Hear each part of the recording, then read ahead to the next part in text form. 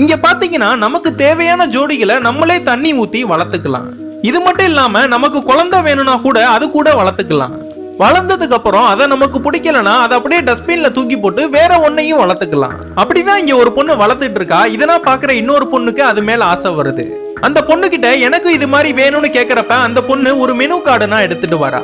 இதுல பிடிச்ச ஆட்களை நீங்க செலக்ட் பண்ணீங்கன்னா அவங்களுக்கு தகுந்த சீடை உங்ககிட்ட தருவோம். அந்த சீடை நீங்க தண்ணி ஊத்தி முறையா வளர்த்தீங்கன்னா 3 மாசத்துல வளர்ந்து வந்துருவான். இவ்வளவு கேலண்டர்ல டேட்னா குறிச்சு அந்த பையன் எப்ப வருவான்னு வெயிட் பண்ணிக்கிட்டே இருக்கா. பக்கத்து வீட்டுல இருக்கிற இன்னொரு பொண்ணுக்கு அவன் வாங்கின அந்த பையன் வந்துடுறான். அதை இவளும் பாக்குறா. நம்மால எப்ப வருவான்னு இவ வெயிட் பண்ணிட்டு இருக்கிறப்ப இவளோட ஆளும் வந்துடுறான். இவங்க 2 பேருமே சந்தோஷமா ஹாப்பியாவும் இருக்காங்க. அதுக்கப்புறம் கொஞ்ச நாள் கழிச்சு இவங்க 2 பேருக்குமே போர் அடிச்சு போய் இவங்க 2 பேருக்கும் சண்டையும் வர ஆரம்பிக்குது. அப்பதான் அவங்க பக்கத்து வீட்டுல இருக்கிற ஒரு ஆளு அவங்க ஒய்ஃபை பிடிக்கலேன்னு டஸ்ட்பின்ல போட்டுட்டு போறான்.